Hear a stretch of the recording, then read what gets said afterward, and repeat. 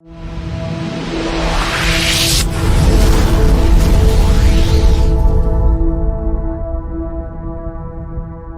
welcome, Wild Top Podcast, and on the podcast, it's yes, we do want to get to know you. We want to get into, getting understanding more about Powell Property Solutions and, the deep, I know you've been working in real estate for years, but, their story, it matters, so we want to start, like from the beginning, like tell us, like, where were you born? What was life like growing up, and how you became who you are?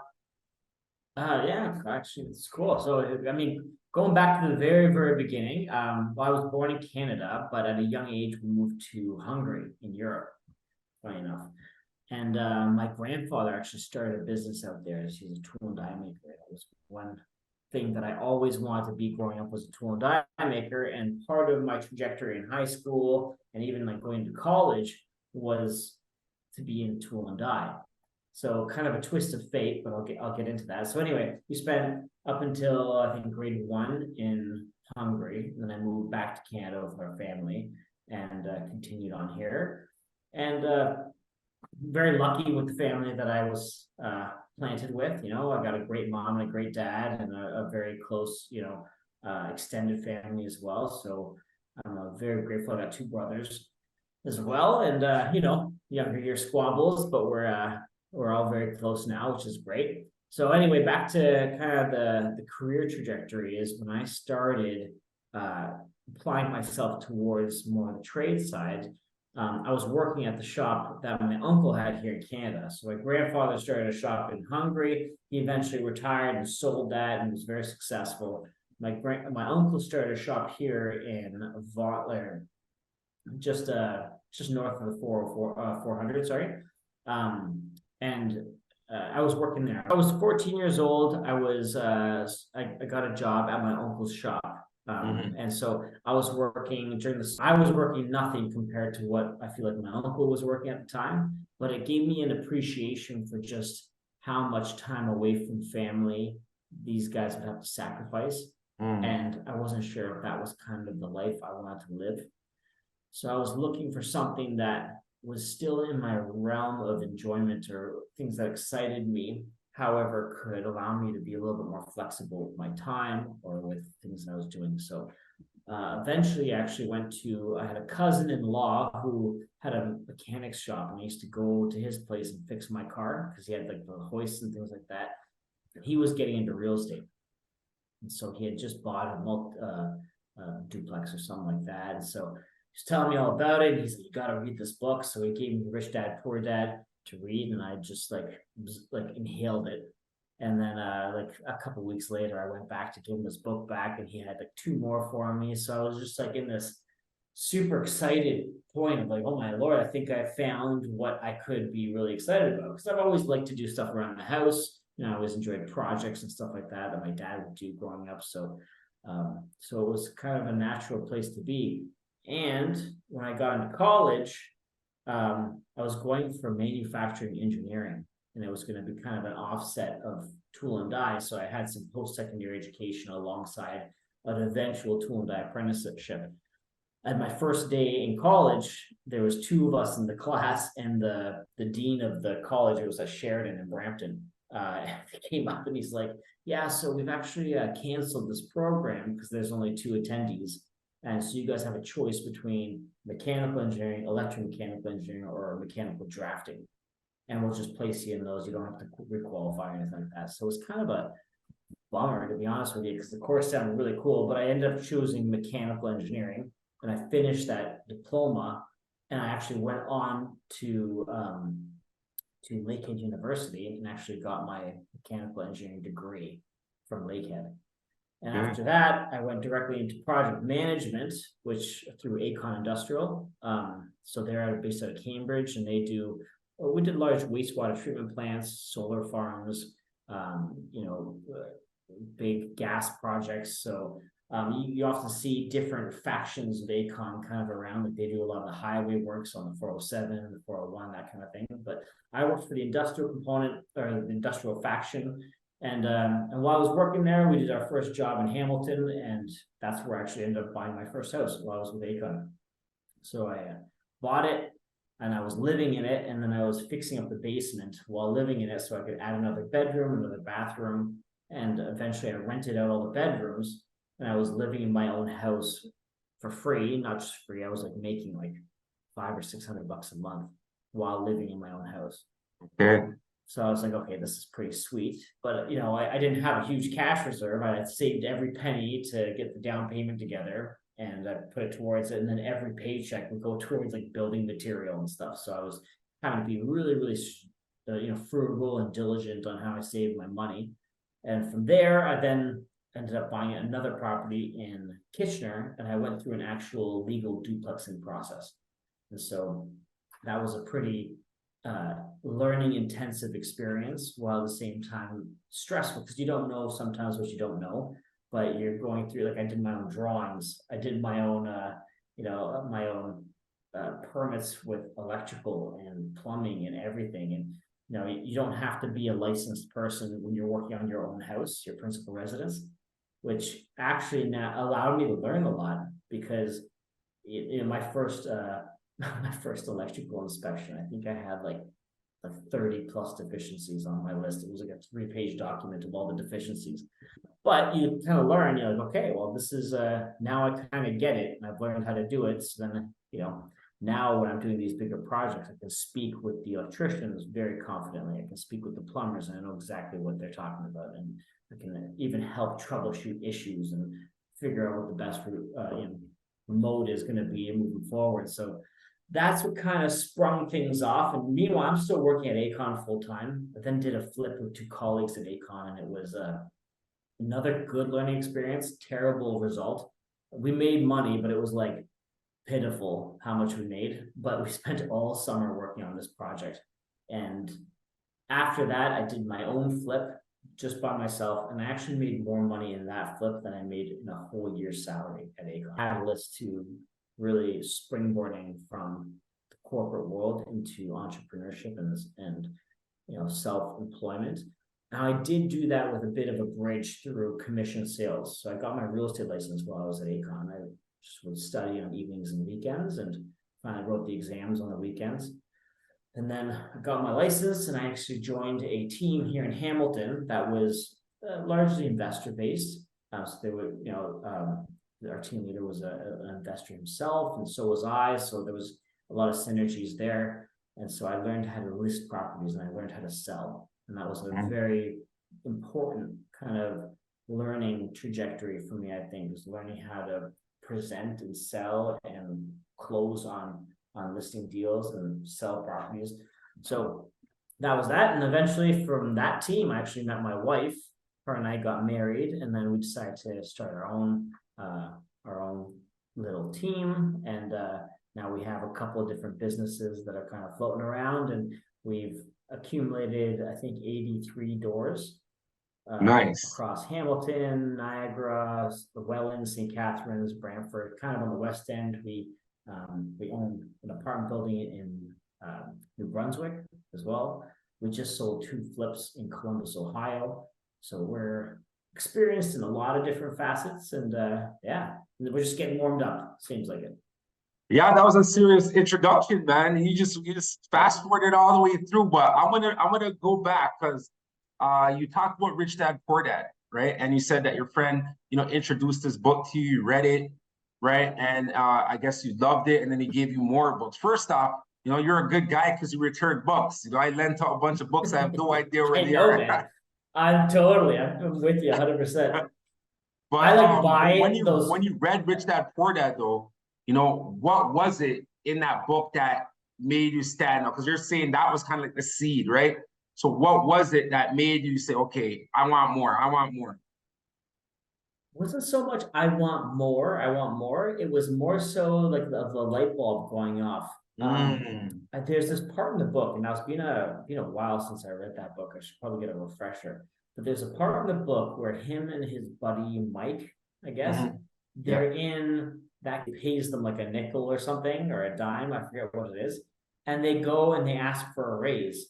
And the way, I forget exactly how he articulates it, Mike's father, that is, on, sure, you want to $1 or you want $2? How about $3? You know, and then it was this realization to him that he was just under the thumb of this guy. And that if he truly wanted to get out of this rat race, then he needed to identify ways to work smarter and not harder. Yeah.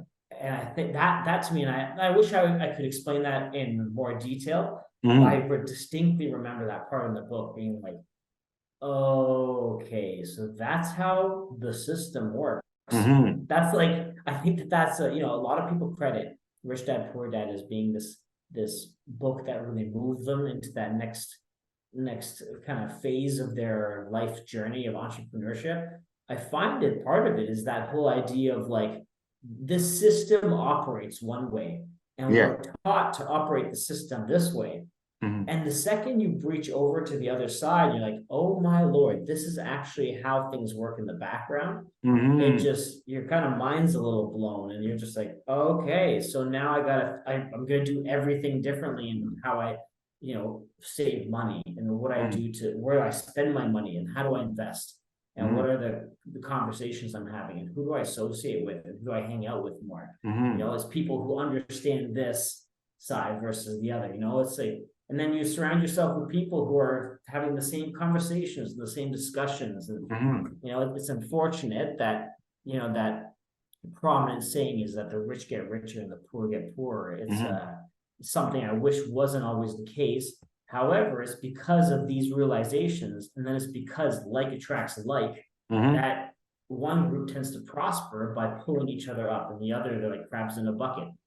You know, Yeah. I've got a lot of friends who are no longer close acquaintances because they just didn't want to get it and they didn't care for it and they didn't think about it. And they always like, oh, why are you even talking about that? That's, you know, whatever. Let's just, you know, we'll do whatever else that's not affiliated with something that's of like-minded interest. And then, you know, you see that they're in the same spot they were back in high school, right? And how old were you at this time when you first got this aha moment? I was probably about 16. Oh wow. Yeah, yeah. It was at a young age, and it helped me become very conscious of money at a young age. Like I remember, like one of the things, and once again, I'm lucky that I've got a great set of parents that have been, you know, they've been a good cushion. That if I ever needed, you know, I still work 2 jobs during college, and I still have to save my own money, and I still have to be frugal and whatever.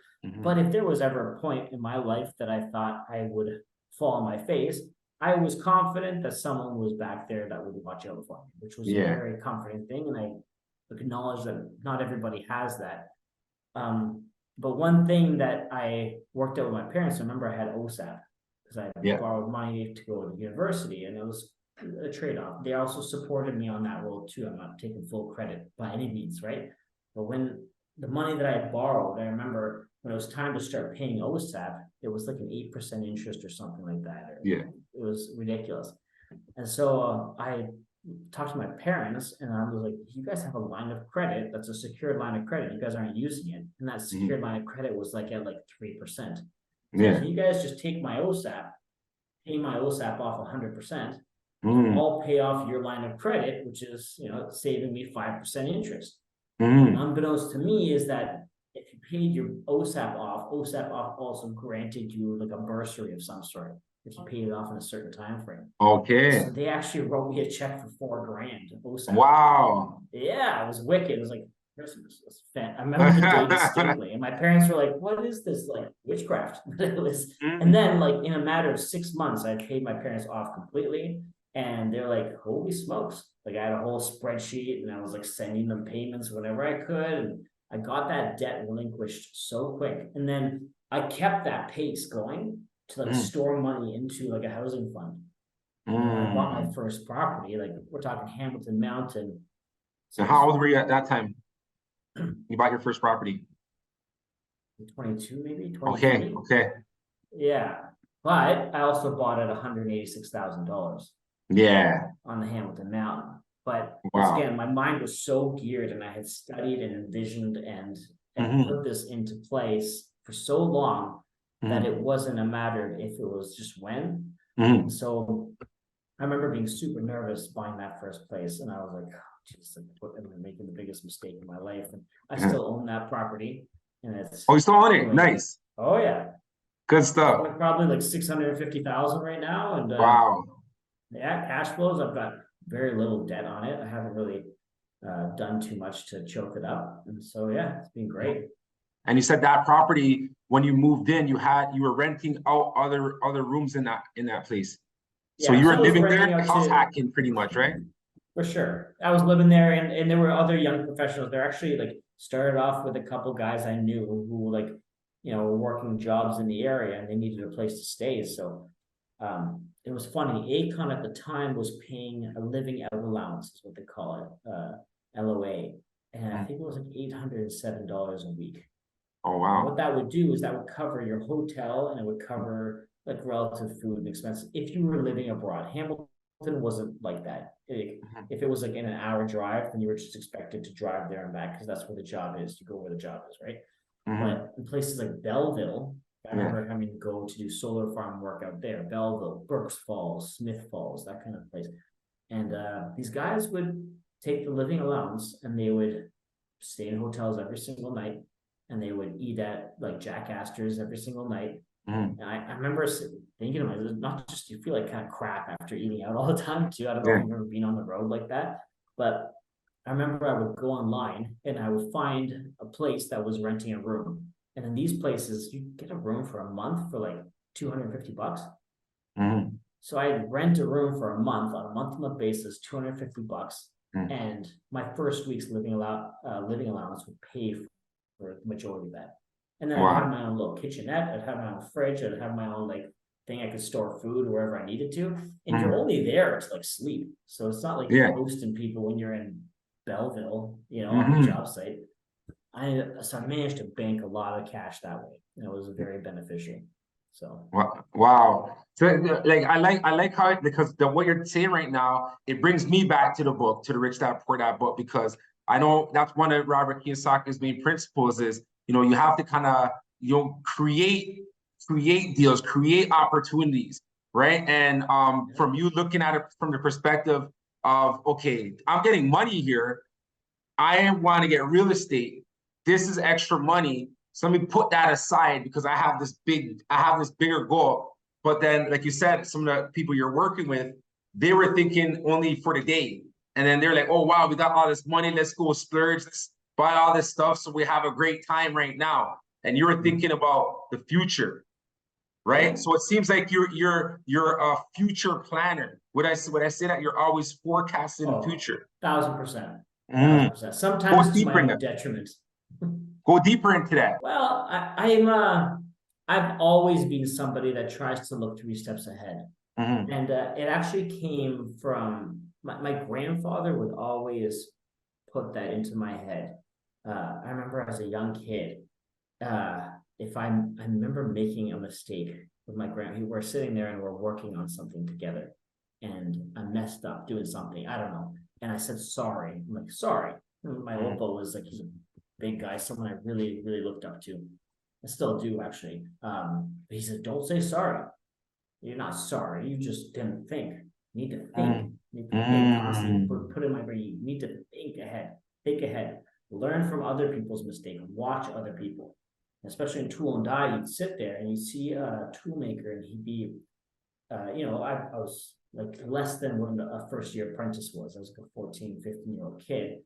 And I'd be watching these tool makers. They have their Allen keys out and they're taking apart the pieces of these dies, and then they're cleaning it with cleaning the oil off of it and putting it back together so it can be used. And eventually you can hand them the Allen key that they need.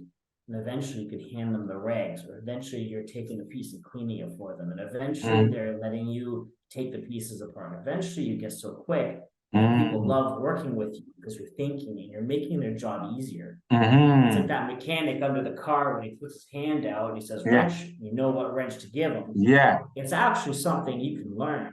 And it's super powerful when the people who are you're mentoring or are part of your team or are part of are intuitive enough and care enough to want to learn in such a way that they anticipate your next move.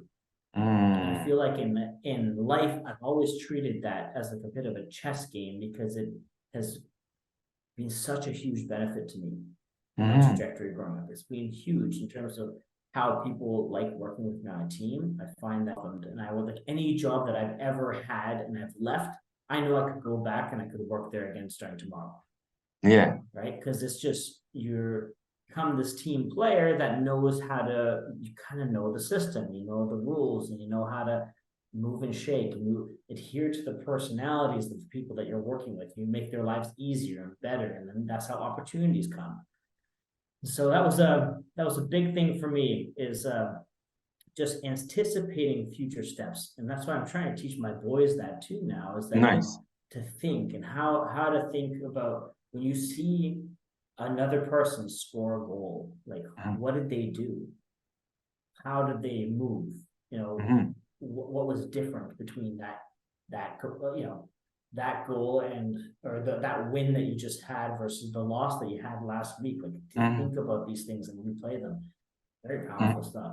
That is powerful. That's a gem right there. You know, that's a gem. You know, they think, and you know, that's with our program. You know, that we have the map book, Mind Assistance Program, and that's what it's about. It's about, you know, your thoughts and really you know, being aware of your thoughts. You know, and being aware of what, you know, where you want to project things, what, you know, what's in your mindset. Because if you're not thinking ahead, then, you know, when you do approach that thing, you don't know what to do. Right. And I love, like, just even everything you said so far. You could tell that that is a big part of your life, you know, step by step by step. Right. So after you had this first property, you were renting out the thing, you were getting some cash flow. And then I take it you were already thinking about the next property, right? Sure. Okay. And then the next property was what you said was a triplex, you said, right? So first property was just that house hack. Second property, I duplexed it. It was also duplex. a house hack because I lived in the basement and I rented out the upstairs because I could get more rent upstairs. Yeah. What was it that made you lose? Right. So just for our people tuning in, we want to let them know the in betweens. Like, you know, what was it about that you said? Because it seems like that was a challenge. Yeah, you make your money on the buy, right? It's something that I've been very conscious of now, and it's also speed is a huge factor in the flip game. Have you ever flipped property? I have. I flipped the property, but it wasn't. I didn't make as much, but it was I tested it out. You know, I had to go in, try to take, you know. But it was only one thing that I did personally. But then I also have clients that do flips, but they were more experienced. Mine was kind of like, oh, I want to get into this, but you realize there's a lot of behind the scenes things that are going on that you don't know when you buy. Like you said, make money on the buy. Right. And that's not how I went in on it. I more went in on like, okay, this is something you can flip and make thing. But I want you to go deeper into that. Yeah. So for me, I learned very quickly on like, once again, you don't know what you don't know. This was a pretty complicated flip.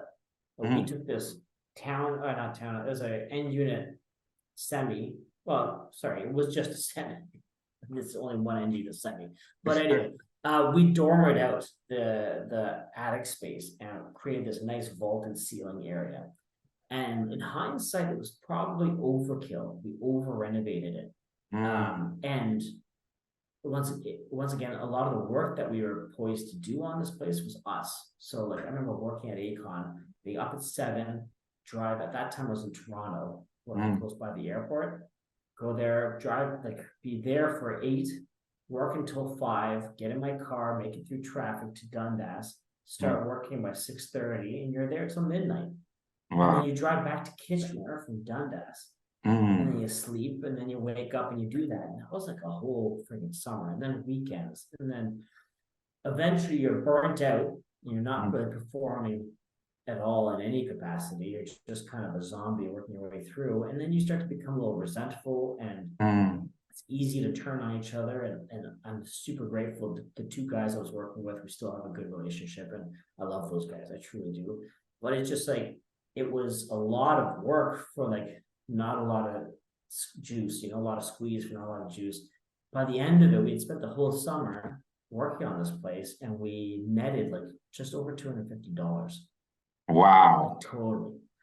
but we had a beautiful product and it Mhm. sold Mhm. and we're done and we didn't lose money, Yeah. but we learned a lot.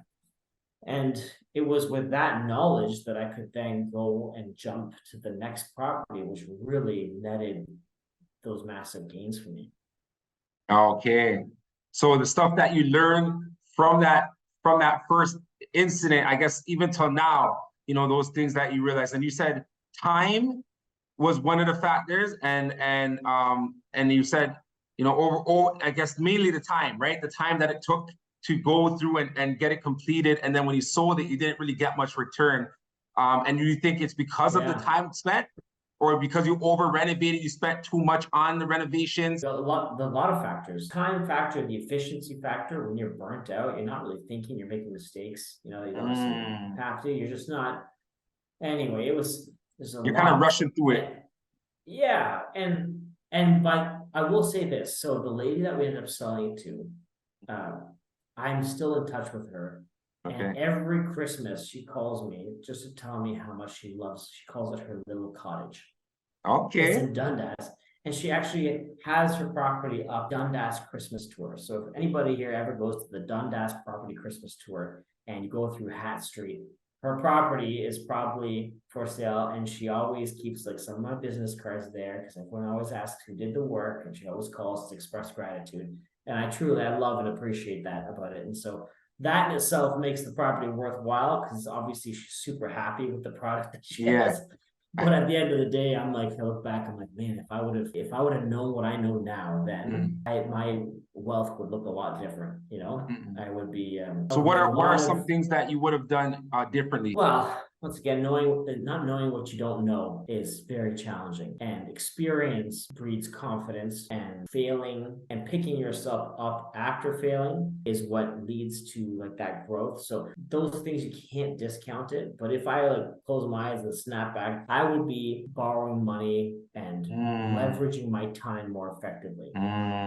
So I wouldn't be having to save all my money always. I would be leveraging capital to make more capital. I'd be producing returns for other people. It would allow me to scale substantially faster. It would allow me to have more control over my time, more profitable, more consistent, keep my sanity for those years, So that's what I would do. But hindsight's 20/20, right? The question is now what's in the forefront? That's the real challenge. What's behind us is super clear, clear. But it's always like, okay, with like higher interest rates, what do we do with landlord and tenant board regulations being completely asinine? How do you navigate those? What does the future look like? So I'm still bullish on Canadian real estate, especially Southern Ontario real estate. However, it is not practical for a young person to buy a house here, and that's kind of sad. I've got 3 young boys who are going to be working their way up, or who I love for them to be close by one day when they eventually have families and things like that. It's just how are these kids going to afford to buy something? And we have experience in this world, and obviously we can weigh in on that. And our goal is to teach them what we've learned and how to think about the system differently. However, there are challenges when you're buying a property that's 600,000 versus a property that's 186,000. Exactly. I don't discount that. I don't think that it's just do what we did. It's hard to do those things. A lot of friends and family that are struggling in that area right now. So, but where do those opportunities last from an investment standpoint? What do we do with the time and the energy and the leverage that we have and the capital? Where do we invest that's going to be a positive return? Here in Canada or Southern Ontario, again, we've seen a tremendous amount of appreciation. That $186,000 property has tripled in here where I live since I originally bought it. That's ridiculous. And that's the overall value. That's not the value I put into it. So my net worth on that property doubled itself, right? And so for me, that's a pretty dynamite type of investment. However, now with interest rates that are higher, we're lucky that we're not super over leveraged on a lot of these properties. That also plays into time and just being cautious. But I know a lot of people right now who have bought kind of these peaks of the market are now like, crap, my interest rate on this variable just tripled in a year.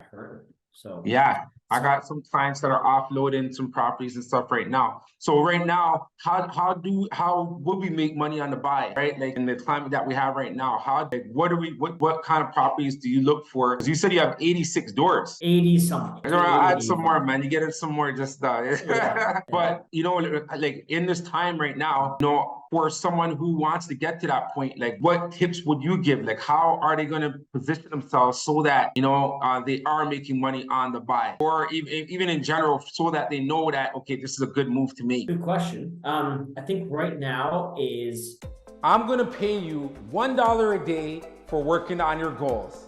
Hi, my name is Richard Adokesi, and I want to share with you these two very important items that I have in my hand, which are part of a program that contributed to earning over millions of dollars amongst our wealth creators, people who are involved in this program. And I want to challenge you to get involved. And for doing that, I'm gonna pay you $1 a day. Every day, $1 to work on these programs. You're working on your goals, which is what they're about. And this program is such a simplistic program, and what it's doing for lives is it's changing lives. And that's why I'm here reaching out to you, because I wanted to do the same for you. This amazing opportunity is for a limited amount of people, where I'm gonna pay you $1 a day for working on your goals. Such a simple concept, and you're investing in yourself, because what you're doing is you're working on your goals, all right? So please click on the link so I can share you more. I have a video and we have a meeting that we're actually doing, but I want you to register so that you get on board with this program. Now I can explain more about them. This is the map book, this is Focus 11, right? And I'm gonna share with you what they're doing, how to use them, and why you're gonna get paid every day to participate in this program.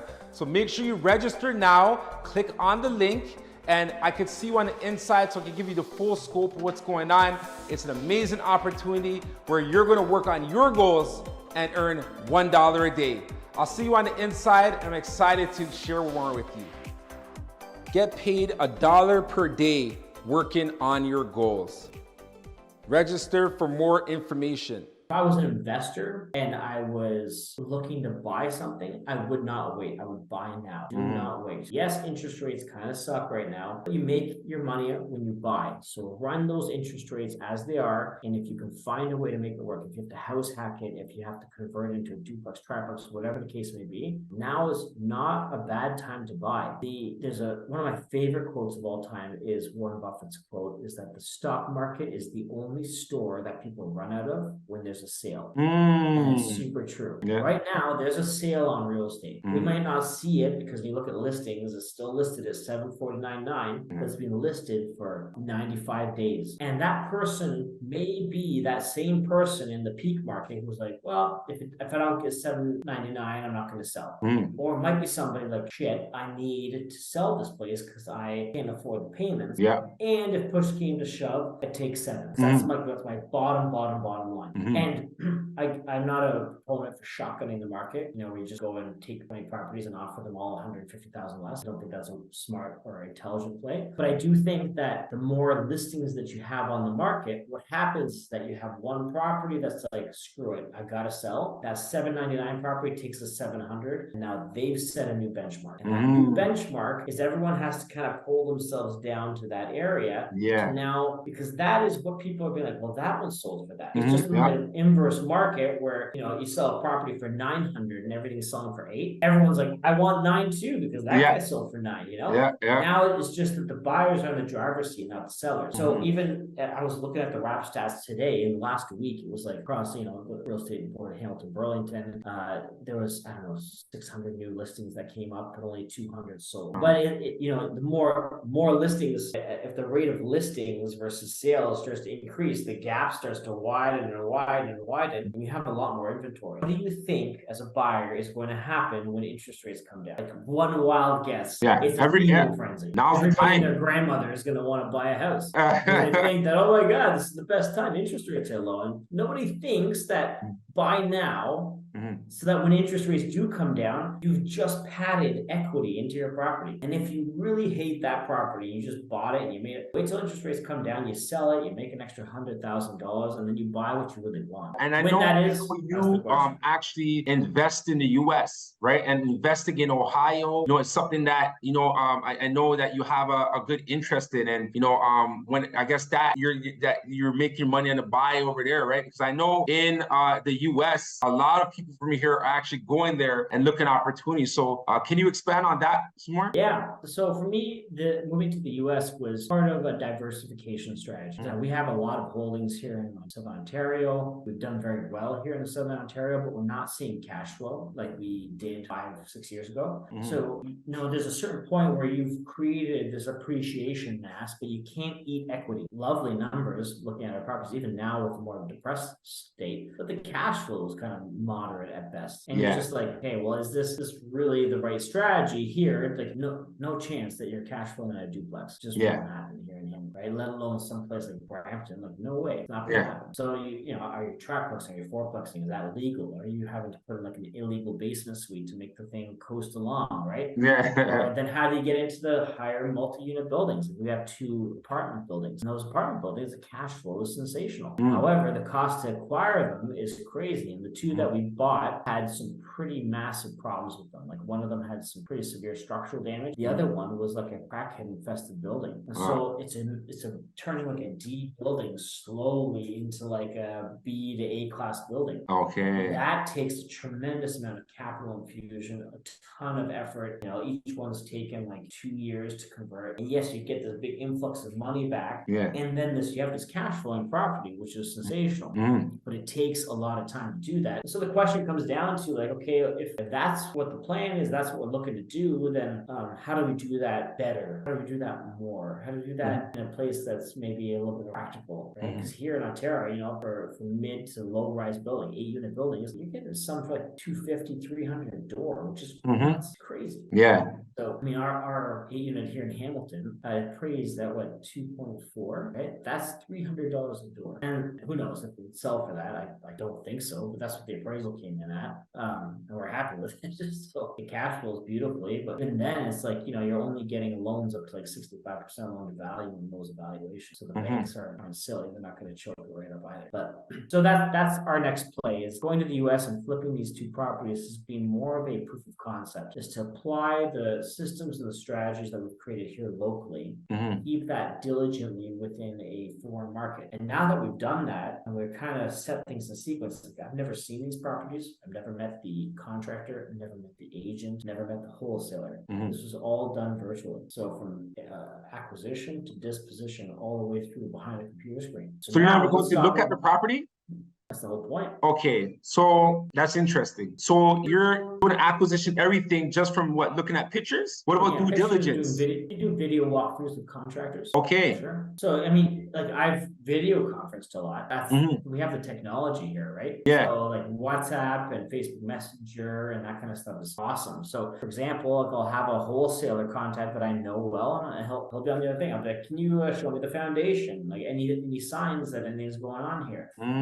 If it's really bizarre, I'll have my contractor come through too. And then he'll look at the place and be like, okay, well, that's going to cost X amount of dollars. I'll run the numbers. If the numbers make sense on the back end with the realtor fees, then hold it. Okay. So you have a team out in the US as well. So that's taken some time to really develop and hone in and get to know these folks. And also, like, when you're creating a team, I'm sure that you know as well, like, you don't want to be a tire kicker. You want to show that you're going to produce some sort of an income for them, and it's worth their while for them to pour into you, because there is an initial time investment that a contractor, a wholesaler, a realtor has to give to you. And it's hard to be able to display that commitment to them, that don't worry, I'll buy from you. Don't worry, contractor, I'll use you when I'm ready to build.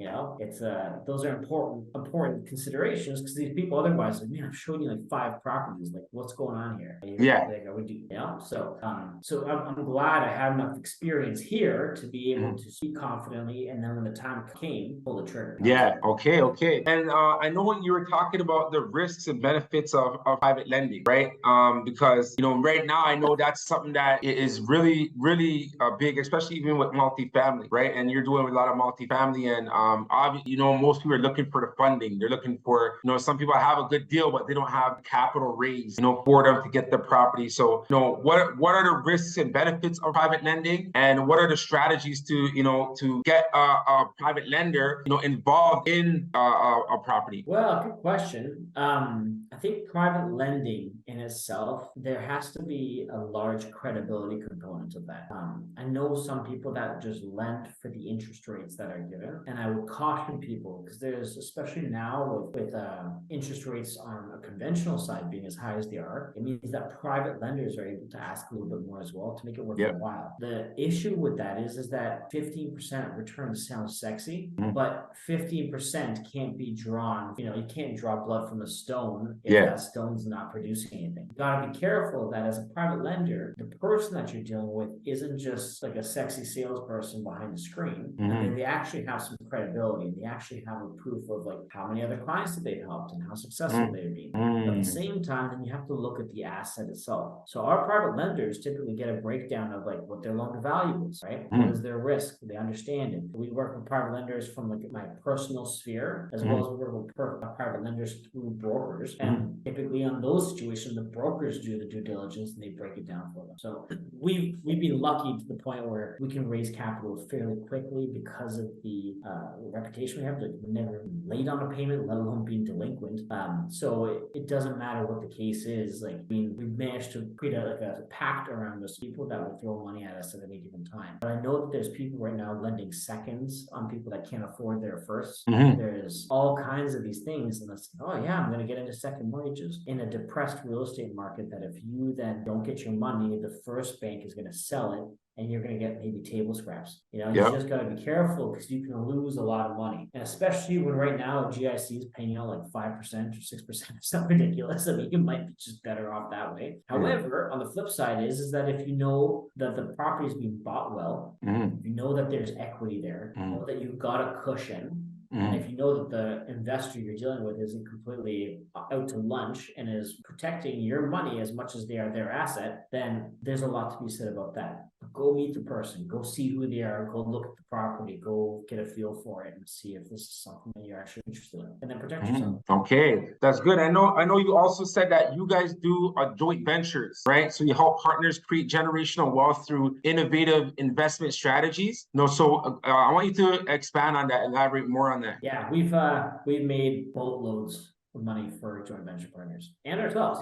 Like, that's the beauty of joint venturing. It's we share in the equity of properties. So how it's typically worked is we've been very successful at hunting locally. So I find off-market deals, and I've got a good network system to help us find good properties that we can either convert, flip, whatever the case may be. We don't typically joint venture on flips, so let me take that back. It's usually private lenders we work with on flips. But when we find an opportunity where we can take a property and convert it and hold on to it, it's better to partner with somebody who has the financials to be able to put the down payment and fund the construction. So what happens is they'll put the down payment, the construction cost, we'll find the property, we will coordinate all the renovations, and then we'll turn it over to property management, get the thing leased out, get the place running at maximum efficiency. Then we appraise the property, and now when we bought it here, we put X amount of dollars into it, but now it's worth this much. So if we go up to 80, 70%, we aim to get all of the partners' money back out of the deals. So now the partners left with $0 in, or have $0 in, the bank is owed money that is now being paid by the renters that are in this property. And it's just a very, very, very good strategy on recycling money. And we've got partners that have done this with us 3, 4, 5 times. So you can imagine how much they've excelled. So it's been very, very good. And I'm happy that we're not choked up super high. Like, we have maybe in this climate of interest rates, maybe 3 properties total that are somewhat negative cash flow, like a couple $100. But across the sea of everything, it's like a drop in the bucket, right? Wow. So yeah, it's very good. Now, and nowadays too, with property values being a little bit higher, getting all that money out on the first refinance is becoming more challenging as well. However, like, even if someone's leaving 30, 40, 50K in the deal, and their return on investment is like over 50% per year, I mean, that's an incredible return, right? I don't know where else you can find something like that. Okay, and you being in the Hamilton area, like I know Hamilton is known as kind of like run down, but I know now there's a lot of money getting put into the Hamilton city, like Niagara, like the other areas that were as nice. Now it looks like Yeah. everybody's kind of like going towards there. I was speaking with a developer 2 weeks ago, and that's what they said too. They said they're out of Toronto. It's too expensive. Toronto, now they're looking at, like you said, Hamilton, Niagara, like these key pocket areas, right? And I know that's something that you want to contribute towards, like gentrification of neighborhoods and stuff like that, right? And what are you seeing, from your school? So funny. Every time I speak to somebody from Toronto, like, oh, Hamilton is this crap hole, Yeah, I love Hamilton. I absolutely love Hamilton. You're seeing the activity like day by day. You drive down the street so many times, you just see things.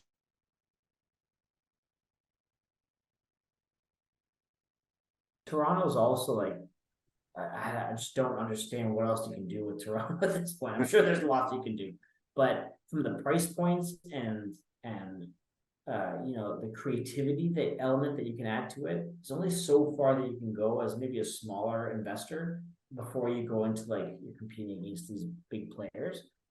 Hamilton, I found for a long time, has been a little bit of a safe haven for that. Like for a long time, you could still cash flow on those duplexes, triplexes. Not so much anymore. So even that's why now you're seeing people expand out into other markets like St. Catharines and yeah, Welland, and yeah.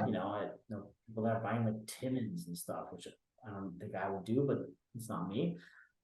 So for me, that's what inspired me to be like, okay, well, if Hamilton, I'll still flip properties in Hamilton, no problem.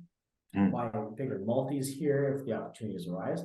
There's a ton of competition, and even the properties that you buy, it's like, how long do you want to wait until you actually make a return? What's your Yeah, time exactly. investment in these? Whereas I could go maybe somewhere else, like the US, in whatever state that I'm looking at, and hunt for properties there that might make some sense.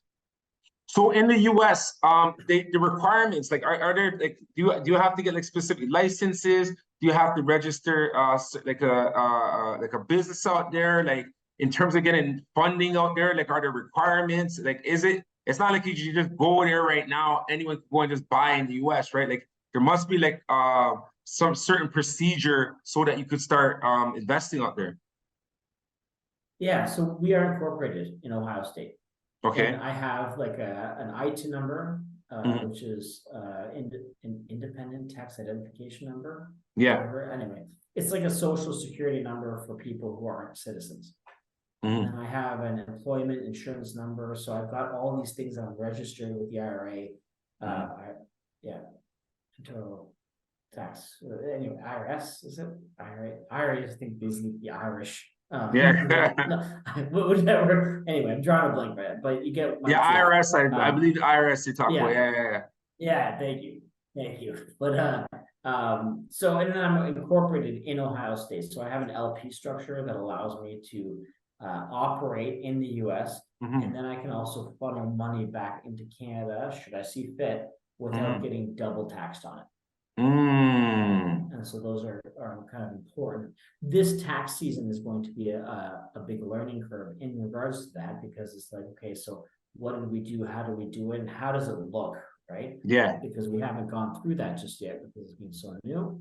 But that's going to allow us to start making more creative and aggressive moves in that area, right? And looking at different states and what does that look like?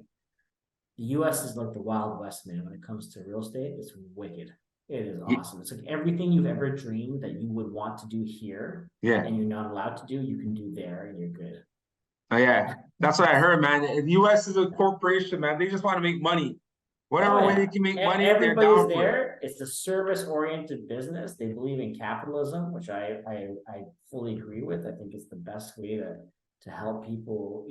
If you work hard, you're rewarded for your efforts. Yeah. And working hard also means giving the best service. Yes. Giving the best experience and being the most, dependable person. And all these things develop that. So like my agent hustles and she's wicked. She's awesome.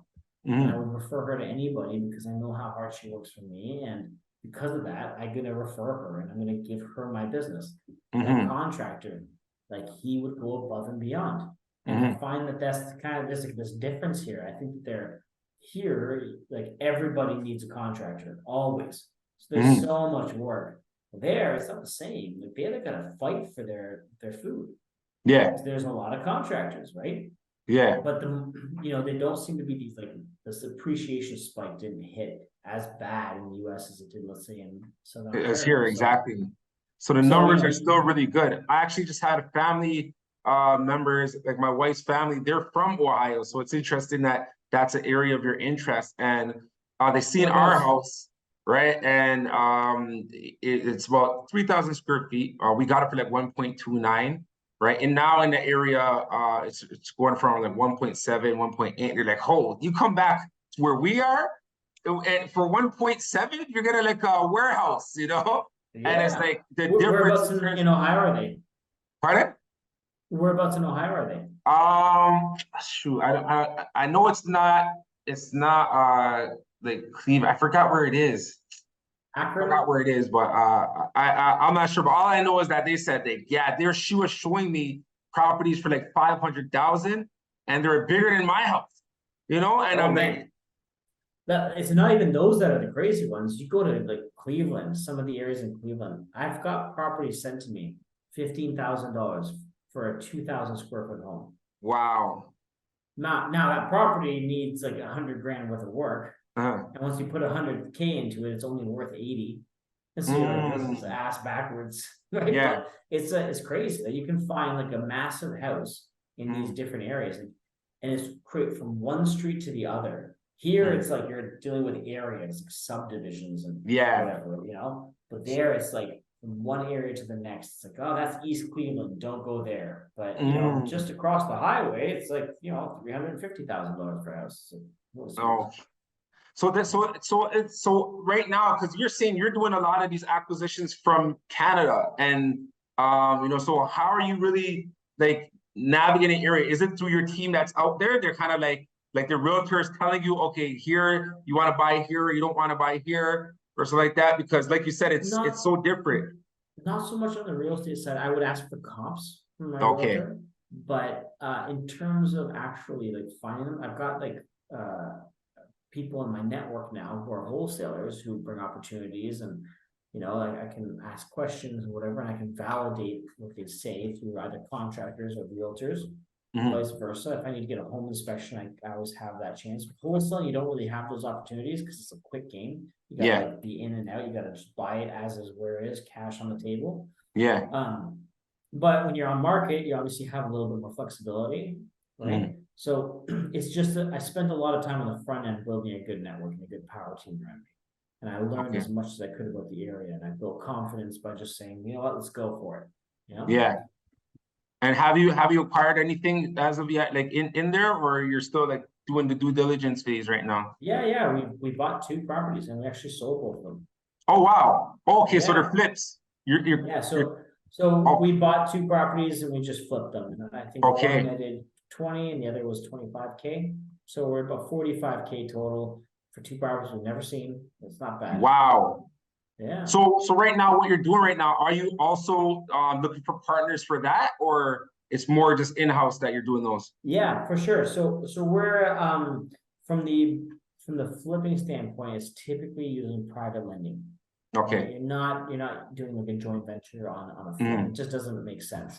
Yeah. But we are going to be getting larger buy and hold properties, like 20, 30, 40 unit buildings. And those, our next phase is actually syndication. Okay. And so we're very diligent on our number crunching and making sure that everything makes sense financially. And for that, I think there's going to be a tremendous opportunity for partners who want to join us to make substantial cash flow. Because I think that's what people are really missing here in Ontario, more than like, granted, appreciation is better on the long run than cash flow because it makes you get these big lump sum payments. But you can't eat cash flow. And if I had a property that was going to pay me, $50,000 in 10 years, great.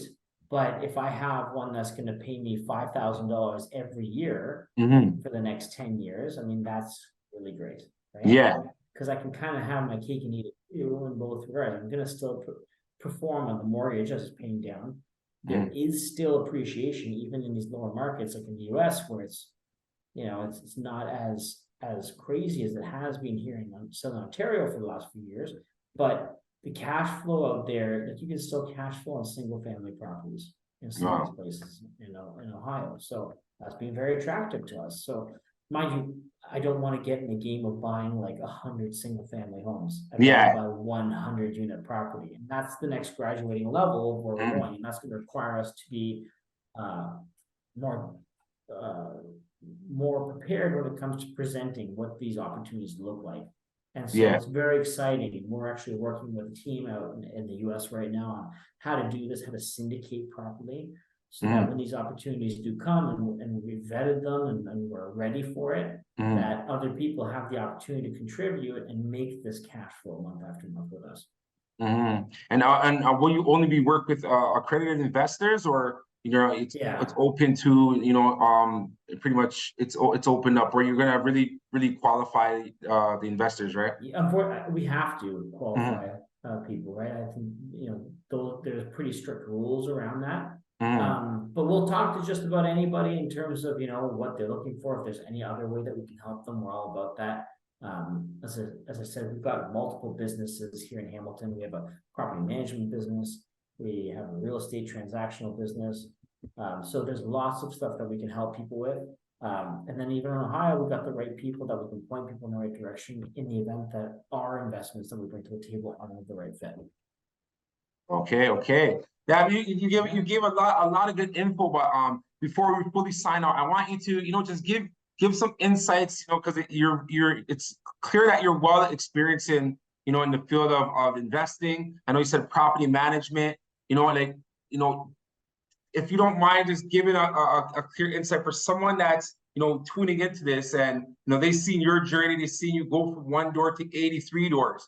Right. And now obviously a property management, I take it they're taking care of most of your properties, right? Like what are some key things that you could give, key gems that you could give to, you know, everyone that's tuning in with us, you know, that, you know, you've learned along the way and you feel are like core principles that, you know, must be followed as they're, you know, building their portfolio in real estate?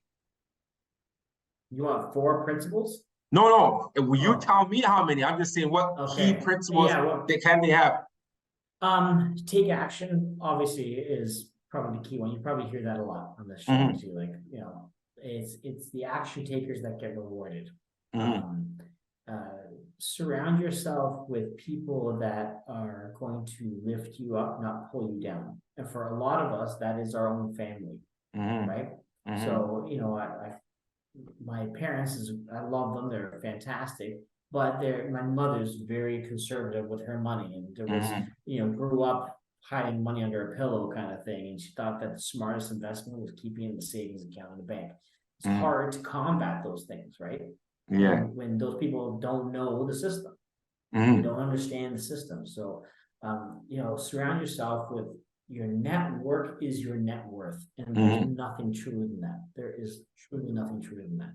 And that's why, like, my wife and I frequent a lot of investors' networks, because you surround yourself with people that are like-minded. So that's another thing. What else? Be respectful of other people's time, I think is a big one, and then be punctual with it. I think that's a very important thing for me.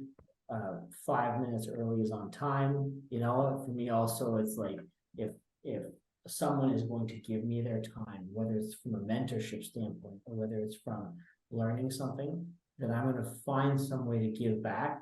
And that might mean that I'm taking the advice and then putting it into action immediately, because then that mentor, whoever you talk to, looks and says, wow, like I impacted that guy, and it makes other people feel good.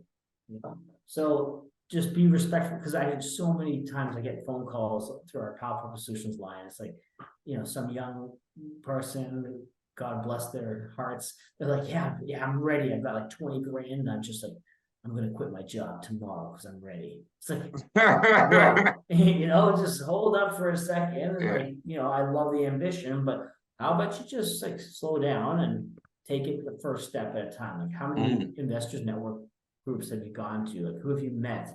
Have you talked to a broker? Are you able to qualify for something while you work? What's your experience in construction look like? Have you ever bought a property before? Anyway, so you want to make sure that you're considering all of these things before you're just running into something full force. Just jump all in it. Yeah, I know, because that's one of the main things people say. Yeah, if you got to do it, you got to go all in. But I feel what you're saying. You want to be able to do it where you could survive. Because sometimes you're gonna go in and then you realize it's not as close as you thought it was, right? And then it just makes it a little more difficult for you, right? Yeah. So Alex, how can we help you, man? How can we help you, in what you're doing and what your services out in this world? Like, how can we assist you if it's reach more people, or if it's to invest with you? Like, what are you looking for, as you're out here? Yeah, good question. One thing we are looking for is accredited investors, people who Okay. are interested in investing in the US, want to get involved. I think there's a tremendous amount of opportunity out there, especially us here in Canada. I feel like we've gone through like the real hard knocks of real estate, dealing with these appreciation. And I say that with like gratitude pouring out of me because we've done well in this market. However, it's like you can buy a $600,000 single family house here. You can do just about anything in Columbus, Ohio. I'll tell you that right now. Yeah. So, excuse me, I got a frog in my throat, but that's what we'd be looking for right now is credit investors who are interested, who are want to be a part of the process, who are like-minded folks, and are open to future opportunities coming down the pipeline. Okay, cool. And those who don't know, like, can you break down an accredited investor? Like, what are the requirements? I believe your requirements are that you need to have a salary or an income, a yearly income that exceeds 200,000, and a net worth that is over $1 million that doesn't include your principal residence. Right? So it's people like real estate has an element of risk. There's nothing guaranteed. My job is to find opportunities that mitigate risk and that are going to provide us good returns. Returns that would beat the stock market any day of the week. And we've made sensational returns in real estate. We have. The thing is that we can't, nor do we want to, invest with people that are taking their life savings and putting it into an investment. It's too risky for that particular person. And we don't want to be someone who, like, you never know what happens. Bed Bath and Beyond goes belly up. Something happens with this particular area that we've invested that can change things on a whim. Nobody can foresee certain things, and that's why it's an investment. There's an element of risk to every investment. Real estate just so happens to be a bricks and mortar, and if you buy wrong, you wait long enough and it'll correct itself. As long as you are making sense on the cash projections, your cash flow is okay. These are all things that you can sustain. However, fundamentally, if somebody needs money and it's deployed into a place, like, those are important factors. And we want to be very conscious about people making smart investments and not investments out of necessity or desperation because they want their money to move in some capacity because they think it's going to leap them to the next round. But if people aren't there, like, I know that's a tough milestone to kind of hit with credit investing. We'll still talk to anybody because I'm sure that there's other ways that we can help you, or we can at least guide you in the right direction. Okay, cool. And for the accredited investors, like, in terms of the amounts that you're looking for, like, is there like a range that you have in mind? Like, is there a minimum that you're looking for? That more so will depend on property. Like, from property to property, it always varies. So it's hard to say now. We don't have anything we're deploying just this minute. It's in the works. But coming down the next few months, there's going to be some opportunities. We're going to put those out on our e-blast. So if anybody does want to be a part of our mailing list to see what opportunities are going to be coming, definitely go to www.palpropertysolutions.com, and then you can just sign up for our newsletters. We have all kinds of cool information that comes out. We show different project tips and what we've been working on. So it's really, really cool. All right, cool. So yeah, so that's where they go, right? That's where they go if they're interested and they are an accredited investor and they do want to get in with you, and they just go to they go to your website and they set up for your newsletter, right? Yeah, palpropertysolutions.com. Also on Instagram, Pal Property Solutions. My email is my first initial, my Alex, apal@palpropertysolutions.com. All right. That's amazing. Alex, thank you so much. We appreciate you, man. You dropped so many gems on us.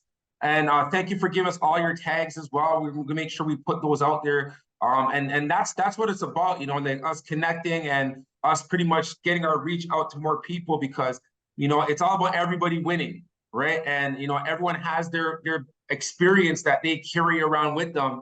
And, you know, we need each other to be successful.